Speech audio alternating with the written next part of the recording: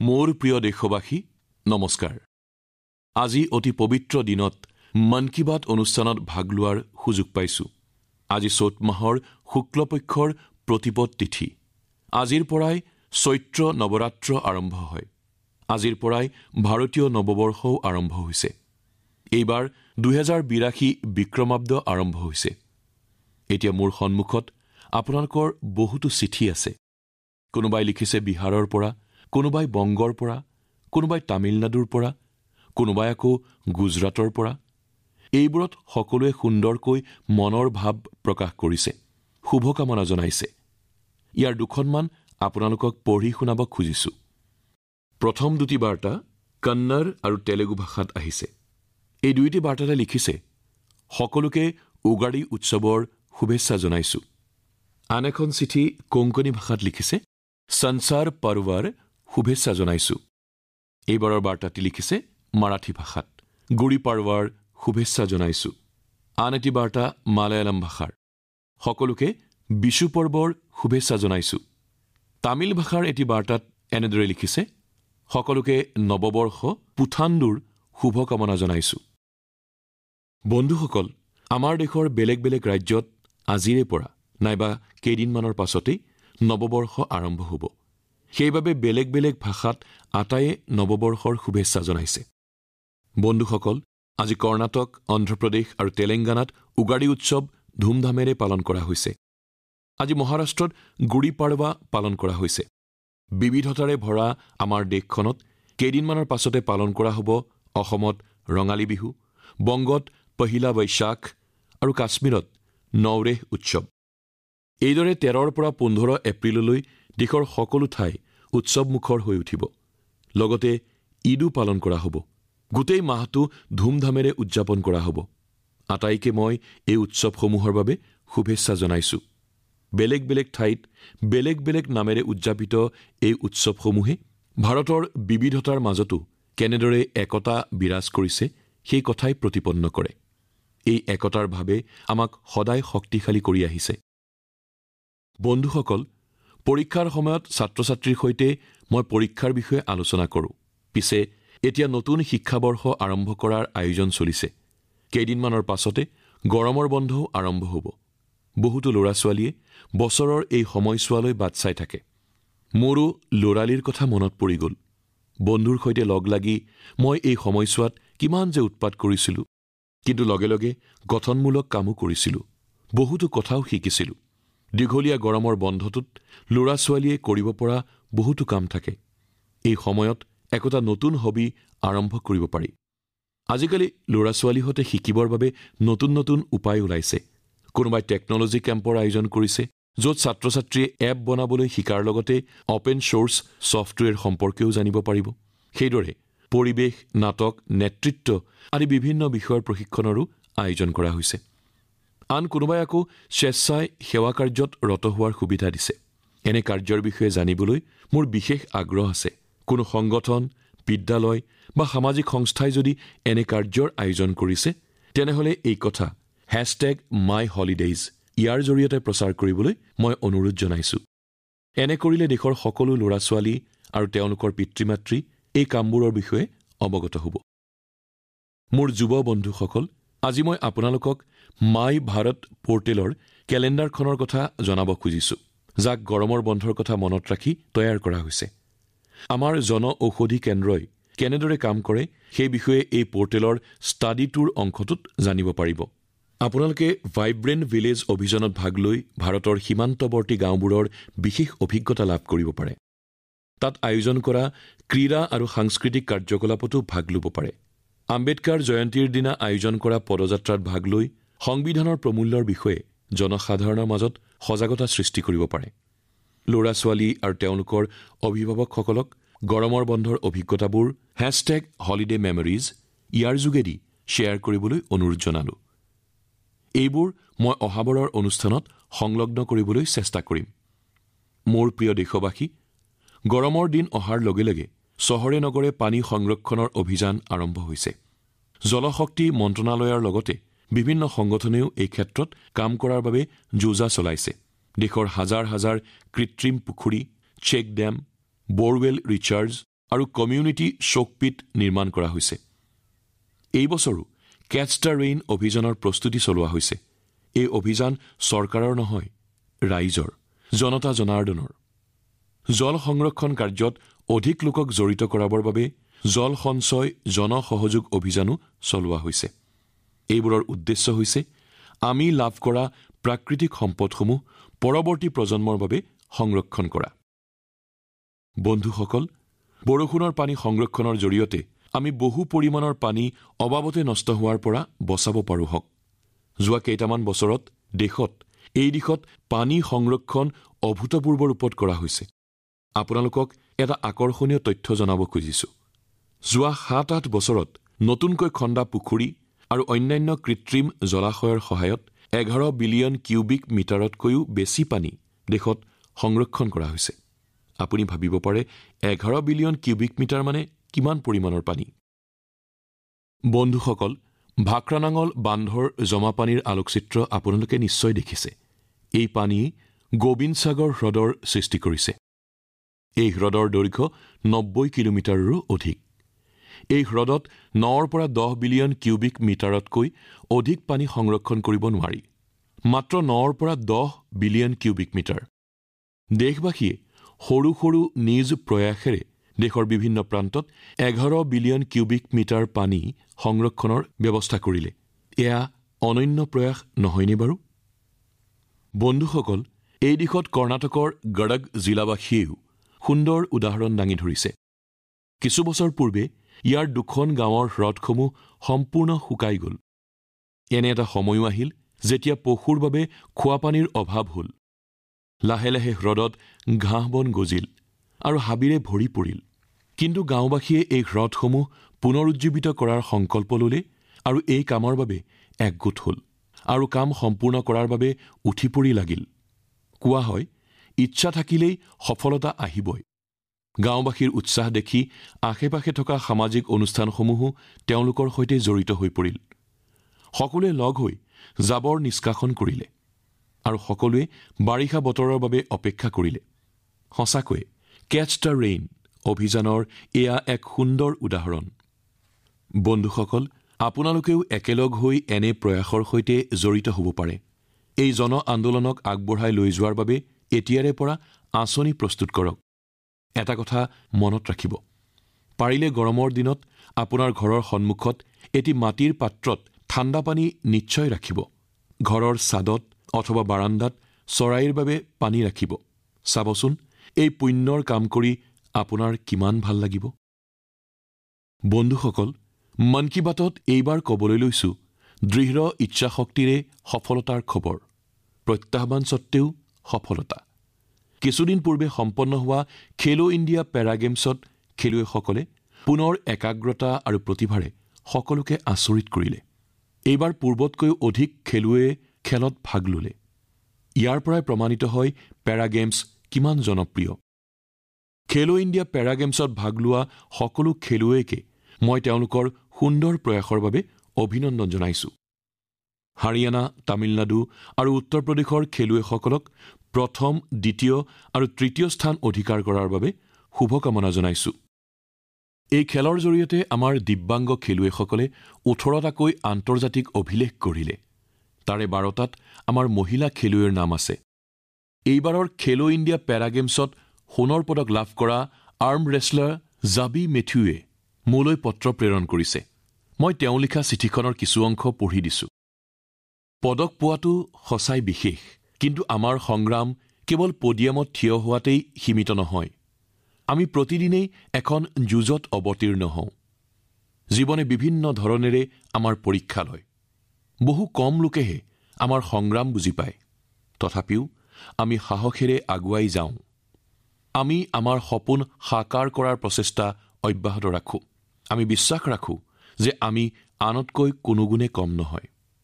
বাহ, জাবি মেথিউ, আপোনাৰ লিখনি অনন্য। অদ্ভুত লিখিছে আপুনি। এই পত্ৰৰ বাবে মই আপোনাৰ ওচৰত কৃতজ্ঞ।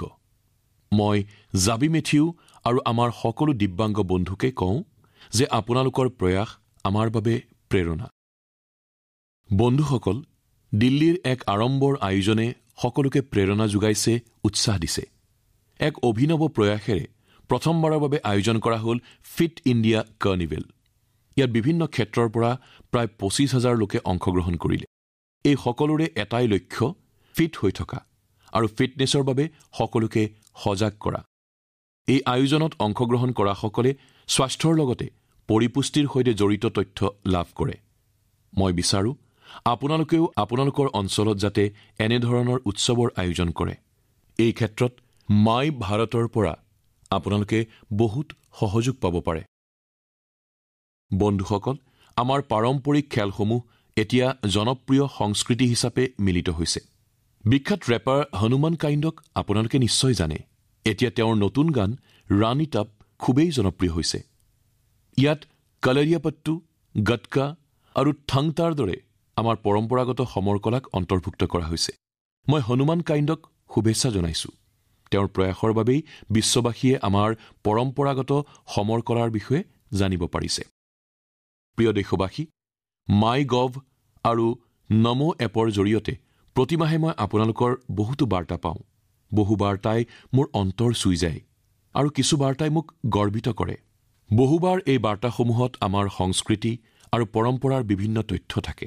এইবাৰ যিটো বাৰ্তাই মোক আকৰ্ষণ কৰিলে সেইটো আপোনালোককো জনাবলৈ বিচাৰিছোঁ।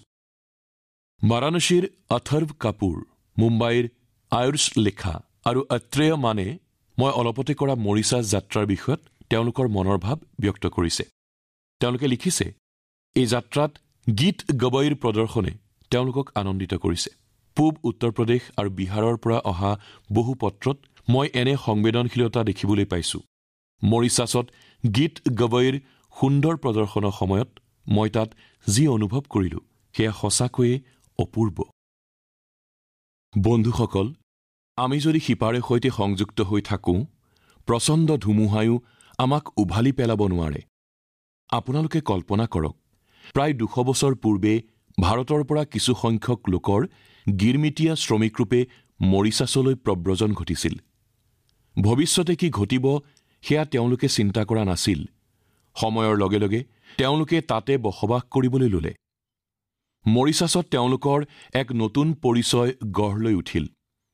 তেওঁলোকে নিজৰ পৰম্পৰা আৰু উত্তৰাধিকাৰ অক্ষুণ্ণ ৰাখি সিপাৰে সৈতে সংযুক্ত হৈ থাকিল। কেৱল মাত্ৰ মৰিচাছেই ইয়াৰ উদাহৰণ নহয়। বিগত বৰ্ষত গায়ানা ভ্ৰমণ কৰা সময়ত তাত চৌতাল প্ৰদৰ্শন দেখি মই আকৃষ্ট হৈছিলোঁ। বন্ধুসকল, এতিয়া মই আপোনালোকক এটা অডিঅ' ক্লিপ শুনাম।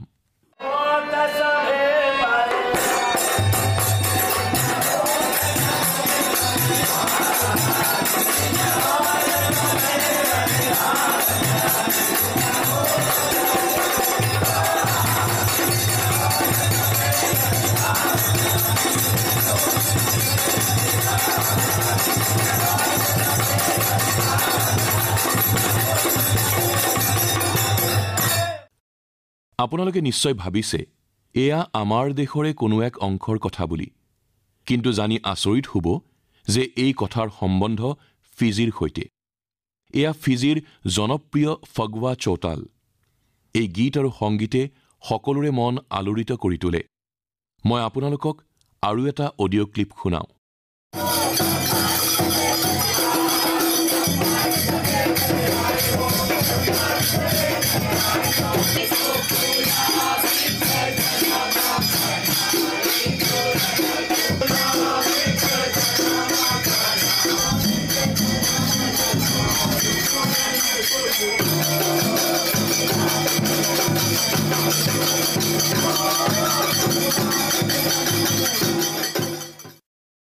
এয়া আছিল ছুৰিনামৰ চৌতাল।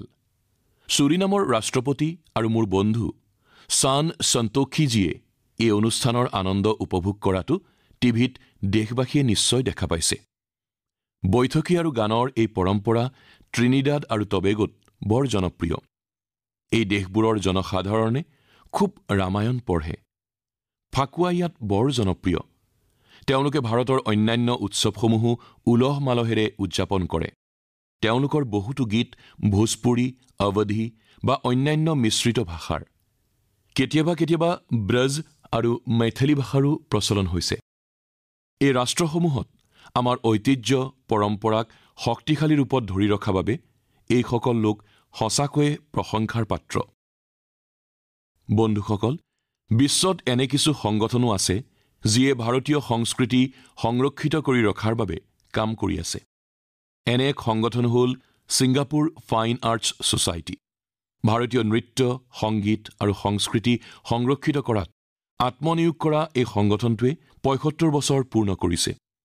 এই উপলক্ষে আয়োজন কৰা এক অনুষ্ঠানত ছিংগাপুৰৰ ৰাষ্ট্ৰপতি শ্ৰীমান থৰ্মন ষণমুগাৰত্নমে সন্মানীয় অতিথিৰূপে যোগদান কৰিছিল। তেওঁ এই সংগঠনটোৰ কাম-কাজৰ বাৰুকৈয়ে শলাগ লৈছিল। মই সংগঠনটোক অশেষ শুভকামনা জনাইছোঁ। বন্ধুসকল, মন কী বাতত আমি দেশবাসীৰ মনৰ উপলব্ধিৰ লগতে নানা সামাজিক বিষয়ৰো অৱতাৰণা কৰোঁ হওক। বহুবাৰ বিভিন্ন প্ৰত্যাহ্বানৰ কথাও আলোচনা কৰা হৈছে। আজিৰ মন কী বাতত এতিয়া আমাৰ সকলোৰে সৈতে জড়িত এক প্ৰত্যাহ্বানৰ বিষয়ে ক'ব খুজিছোঁ। এই প্ৰত্যাহ্বান হ'ল টেক্সটাইল ৱেষ্ট বা বস্ত্ৰ আৱৰ্জনাৰ প্ৰত্যাহ্বান। আপোনালোকে নিশ্চয় ভাবিছে, টেক্সটাইল ৱেষ্ট এইটো আকৌ কেনেধৰণৰ নতুন বিপদ? দৰাচলতে বস্ত্ৰ আৱৰ্জনা বা টেক্সটাইল ৱেষ্ট এতিয়া সমগ্ৰ বিশ্বৰ বাবেই এক চিন্তাৰ বিষয় হৈ পৰিছে। আজিকালি এযোৰ কাপোৰ বহু বেছিদিন নিপিন্ধি সোনকালে নতুন কাপোৰ এযোৰ লোৱাৰ এটা প্ৰৱণতা আমাৰ মনলৈ আহে। কিন্তু আপুনি ভাবি চাইছেনে, আপুনি পিন্ধিবলৈ এৰা সেই পুৰণা সাজযোৰৰ কি হ'ব? সেই সাজযোৰেই টেক্সটাইল ৱেষ্ট বা বস্ত্ৰ আৱৰ্জনাত পৰিণত হয়গৈ। এই বিষয়টোক লৈ বিশ্বত নানা ধৰণৰ গৱেষণা হ'বলৈ ধৰিছে। গৱেষণাত এই কথা পোহৰলৈ আহিছে যে কেৱল 1%তকৈও কম বস্ত্ৰহে ৰিচাইকেল অৰ্থাৎ পুনঃ ব্যৱহাৰযোগ্য কৰি নতুন বস্ত্ৰলৈ ৰূপান্তৰিত কৰা হৈছে। ভাবি চাওক, 1%তকৈও কম। বিশ্বৰ আটাইতকৈ অধিক বস্ত্ৰ আৱৰ্জনা উৎপন্ন কৰা দেশৰ ভিতৰত ভাৰতৰ স্থান তৃতীয়, অৰ্থাৎ আমাৰ সন্মুখত ই এক বৃহৎ প্ৰত্যাহ্বান হৈ দেখা দিছে। কিন্তু এই প্ৰত্যাহ্বান গ্ৰহণ কৰিবলৈ আমাৰ দেশে প্ৰশংসনীয় পদক্ষেপ লৈছে। ভাৰতৰ কেইবাটাও ষ্টাৰ্টআপ কোম্পানীয়ে ইতিমধ্যে টেক্সটাইল ৰিকভাৰী ফেচিলিটিজৰ দিশত কাম আৰম্ভ কৰিছে। কোনোৱে দলীয়ভাৱে বয়ন শিল্পীসকলৰ সবলীকৰণৰ হকে প্ৰচেষ্টা চলাই গৈছে। কিছুসংখ্যক যুৱ উদ্যমী আকৌ বহনক্ষম ফেশ্বন বা ছাষ্টেইনেবল ফেশ্বনৰ সৈতে সংযুক্ত হৈ পৰিছে। তেওঁলোকে পুৰণি বস্ত্ৰ, জোতা চেণ্ডেল আদি ৰিচাইকেল বা পুনঃ ব্যৱহাৰযোগ্য কৰি অভাৱীসকলৰ মাজত এইসমূহ বিতৰণ কৰিছে। বস্ত্ৰ আৱৰ্জনাৰ পৰাই ঘৰ সজোৱা সামগ্ৰী, হেণ্ডবেগ, মণিহাৰী সামগ্ৰী, পুতলা আদি তৈয়াৰ কৰা হৈছে। কিছুমান সংস্থাই চাৰ্কুলাৰ ফেশ্বন ব্ৰেণ্ডক জনপ্ৰিয় কৰাৰ বাবে কাম কৰি আছে। ডিজাইনাৰ বস্ত্ৰ ভাড়াত ল'ব পৰাকৈ নতুন নতুন ৰেণ্টেল প্লেটফৰ্মো খোলা হৈছে। কোনো সংস্থাই পুৰণা কাপোৰ নতুন যেন কৰি এইবোৰ দুখীয়া জনসাধাৰণে পাব পৰাৰ উপায় কৰিছে। বন্ধুসকল, কেইখনমান চহৰে বস্ত্ৰ আৱৰ্জনা সমস্যাৰ সমাধানৰ বাবে কিছুমান নিজ উপায় উলিয়াই লৈছে। হাৰিয়ানাৰ পানীপত চহৰ টেক্সটাইল ৰিচাইক্লিঙৰ এটি গোলকীয় কেন্দ্ৰৰূপে গঢ় লৈ উঠিছে। বেংগালুৰু চহৰেও উদ্ভাৱনীমূলক প্ৰযুক্তিগত সমাধানৰ ক্ষেত্ৰত এক আত্মপৰিচয় লাভ কৰিবলৈ আৰম্ভ কৰিছে। ইয়াত অৰ্ধাংশতকৈও অধিক বস্ত্ৰ আৱৰ্জনা জমা কৰা হয় আৰু ই আমাৰ অন্য চহৰবোৰৰ বাবে এটি দৃষ্টান্ত হ'ব পাৰে। একেধৰণে তামিলনাডুৰ থিৰুপুৰ ৱেষ্ট ৱাটাৰ ট্ৰিটমেণ্ট আৰু ৰিনিউৱেবল এনাৰ্জি সংস্থাই বস্ত্ৰ আৱৰ্জনা প্ৰবন্ধনৰ কামত ব্ৰতী হৈছে। মোৰ প্ৰিয় দেশবাসী, আজি ফিটনেছৰ সৈতে গণনায়ো গুৰুত্ব লাভ কৰিছে। এদিনত কিমান খোজ কঢ়া হ'ল তাৰ হিচাপ, কিমান কেলৰি খাদ্য খোৱা হ'ল তাৰ হিচাপ আৰু কিমান কেলৰি দহন কৰা হ'ল তাৰ গণনা আদিৰ লগত এতিয়া আৰু এটি গণনা আৰম্ভ হ'বলৈ গৈছে। আন্তৰ্জাতিক যোগ দিৱসৰ দিন গণনা। যোগ দিৱসৰ বাবে আৰু 100তকৈও কম দিন বাকী আছে। এতিয়াও যদি কোনোবাই জীৱনত যোগ সাধনা আৰম্ভ কৰা নাই, তেন্তে এইবাৰ নিশ্চয় কৰিব। এতিয়াও বৰ পলম হৈ যোৱা নাই। 10 বছৰ পূৰ্বে 2015 চনৰ 21 জুন তাৰিখে প্ৰথম আন্তঃৰাষ্ট্ৰীয় যোগ দিৱস পালন কৰা হৈছিল। বৰ্তমান এই দিনটো এটি বৃহৎ যোগ মহোৎসৱলৈ পৰিণত হৈছে। মানৱ জাতিলৈ ভাৰতৰ এই অমূল্য বৰঙণিয়ে ভৱিষ্যতৰ দিনবোৰত বহু উপকাৰ সাধন কৰিব। 2025 চনৰ যোগ দিৱসৰ বাণী হৈছে yoga for one earth one health, অৰ্থাৎ আমি যোগৰ জৰিয়তে সমগ্ৰ বিশ্বৰেই স্বাস্থ্যৰ উৎকৰ্ষ কামনা কৰোঁ। বন্ধুসকল, আমাৰ বাবে অতি গৰ্বৰ বিষয় হৈছে যে আজি আমাৰ যোগ আৰু পৰম্পৰাগত ভেষজ সম্পৰ্কে সমগ্ৰ বিশ্বৰ অনুসন্ধিৎসা বৃদ্ধি পাবলৈ ধৰিছে। যুৱ সম্প্ৰদায়ৰ এক বৃহৎ অংশই যোগ আৰু আয়ুৰ্বেদীয় পদ্ধতিক এটি উত্তম ব্যৱস্থাৰূপে গ্ৰহণ কৰিছে। দক্ষিণ আমেৰিকাৰ দেশ চিলিত আয়ুৰ্বেদ অতি ক্ষিপ্ৰতাৰে জনপ্ৰিয় হৈ উঠিছে। যোৱা বছৰ ব্ৰাজিল ভ্ৰমণৰ সময়ত মই চিলিৰ ৰাষ্ট্ৰপতিক লগ পাইছিলোঁ। সেই দেশত আয়ুৰ্বেদৰ জনপ্ৰিয়তাৰ বিষয়ে আমাৰ মাজত বহু কথা বতৰা হৈছিল। মই ছমছ ইণ্ডিয়া নামৰ এটি দলৰ বিষয়ে জানিব পাৰিছিলোঁ। স্পেনিছ ভাষাত ইয়াৰ অৰ্থ হৈছে উই আৰ ইণ্ডিয়া। এই দলটিয়ে চিলিত প্ৰায় এক দশক জুৰি যোগ আৰু আয়ুৰ্বেদক জনপ্ৰিয় কৰাৰ প্ৰচেষ্টা চলাই আহিছে। এওঁলোকে উপাচাৰৰ লগতে শৈক্ষিক অনুষ্ঠানকো গুৰুত্ব দি আহিছে। তেওঁলোকে যোগ আৰু আয়ুৰ্বেদীয় পদ্ধতি সম্পৰ্কীয় কথাবোৰ স্পেনিছ ভাষালৈ তৰ্জমা কৰাৰ ব্যৱস্থা কৰিছে। যোৱা বছৰ তেওঁলোকৰ বিভিন্ন অনুষ্ঠান আৰু পাঠ্যক্ৰমত 9,000 লোকে যোগদান কৰিছিল। মই এই দলৰ সৈতে জড়িত সকলো ব্যক্তিকে এই প্ৰচেষ্টাৰ বাবে প্ৰশংসা আৰু অভিনন্দন জনাইছোঁ। মোৰ প্ৰিয় দেশবাসী, মন কী বাতত এইবাৰ এটি আমোদজনক প্ৰশ্ন কৰিব বিচাৰিছোঁ। আপুনি কেতিয়াবা ফুল এটিৰ জীৱন কথা সম্পৰ্কে ভাবি চাইছেনে? গছ-লতাৰ পৰা উৎপত্তি হোৱা বহু ফুলৰে জীৱন যাত্ৰা মন্দিৰমুখী হয়। কিছুমান ফুলে ঘৰৰ সৌন্দৰ্য বৰ্ধন কৰে আৰু আন কেতবোৰে চৌদিশে সুবাস বিয়পায়। কিন্তু মই আজি আপোনাসৱক ফুলৰ অন্য এক যাত্ৰাৰ বিষয়ে ক'ব খুজিছোঁ। আপোনালোকে নিশ্চয় মহুৱা ফুলৰ বিষয়ে শুনিছে। আমাৰ দেশৰ গাঁওসমূহত আৰু বিশেষকৈ আদিবাসী সম্প্ৰদায়ৰ লোকসকল এই ফুলৰ গুণাগুণ সম্পৰ্কে অতিকৈ জ্ঞাত। দেশৰ বিভিন্ন প্ৰান্তত এই মহুৱা ফুলে এতিয়া এক অন্য যাত্ৰাত গতিশীল হৈছে। মধ্যপ্ৰদেশৰ চিন্দৱাৰা জিলাত এই মহুৱা ফুলৰ পৰা সম্প্ৰতি কুকিজ প্ৰস্তুত কৰা হৈছে। ৰাজাখোহ গাঁৱৰ 4গৰাকী বাই-ভনীৰ প্ৰচেষ্টাত এই কুকিজ এতিয়া অতি জনপ্ৰিয় হৈ পৰিছে। এই মহিলাসকলৰ উৎসাহ দেখি এটি ডাঙৰ প্ৰতিষ্ঠানে তেওঁলোকৰ ফেক্টৰীত মহিলা কেইগৰাকীক প্ৰশিক্ষণ দিয়ে। এই কথাৰে প্ৰেৰিত হৈ গাঁওখনৰ আৰু মহিলাই তেওঁলোকৰ সৈতে জড়িত হৈ পৰে। এওঁলোকে প্ৰস্তুত কৰা মহুৱা কুকিজৰ চাহিদা দ্ৰুতগতিত বৃদ্ধি পাবলৈ ধৰিছে। তেলেংগানাৰ আদিলাবাদ জিলাৰ 2গৰাকী বাই-ভনীয়েও এই মহুৱা ফুলক লৈ নতুন পৰীক্ষণ আৰম্ভ কৰিছে। এওঁলোকে মহুৱা ফুল ব্যৱহাৰ কৰি নতুন নতুন খাদ্য সম্ভাৰ প্ৰস্তুত কৰিছে আৰু লোকসকলো ইয়াৰ প্ৰতি আকৃষ্ট হৈছে। এওঁলোকৰ খাদ্য সম্ভাৰত আদিবাসীয় জুতিও আকৰ্ষণৰ কাৰণ হৈছে। বন্ধুসকল, মই আপোনালোকক কৃষ্ণকমল নামৰ আন এবিধ ফুলৰ বিষয়ে ক'ব খুজিছোঁ। আপুনি বাৰু গুজৰাটৰ একতা নগৰৰ ষ্টেচু অৱ ইউনিটি চাবলৈ গৈছেনে? এই ষ্টেচু অৱ ইউনিটিৰ আশে-পাশে থকা অঞ্চলসমূহত এই কৃষ্ণকমল ফুল যথেষ্ট পৰিমাণ দেখা যায়। এই ফুলে পৰ্যটকৰ মন মোহিত কৰি তোলে। এই ফুল একতা নগৰৰ আৰোগ্য বন, একতা নাৰ্চাৰী, বিশ্ব বন আৰু মিয়াৱাকি বনত আকৰ্ষণৰ কেন্দ্ৰ হৈ পৰিছে। এই অঞ্চলত পৰিকল্পিতভাৱে লক্ষাধিক কৃষ্ণকমল বৃক্ষ ৰোপণ কৰা হৈছে। আপুনিও আপোনাৰ চৌপাশ পৰ্যবেক্ষণ কৰিলে ফুলৰ আমোদজনক যাত্ৰাৰ বিষয়ে জানিব পাৰিব। আপোনাৰ অঞ্চলৰ ফুলৰ এনে অনন্য কাহিনী মোলৈ লিখি পঠিয়াব। মোৰ প্ৰিয় বন্ধুসকল, আপোনালোকে আগৰ দৰে এতিয়াও আপোনালোকৰ বিশ্বাস, উপলব্ধি, অভিজ্ঞতা আৰু অন্য তথ্যৰ বিষয়ে মোক অৱগত কৰিব। হ'ব পাৰে যি কথা আপোনাৰ বাবে অতি সাধাৰণ যেন লাগে সেয়া আন লোকৰ বাবে অতিশয় আমোদজনক আৰু চিন্তাকৰ্ষক হ'ব পাৰে। অহা মাহত আমি পুনৰ লগ হ'ম আৰু আমাক প্ৰেৰণা যোগোৱা বিষয় কিছু আলোচনা কৰিম।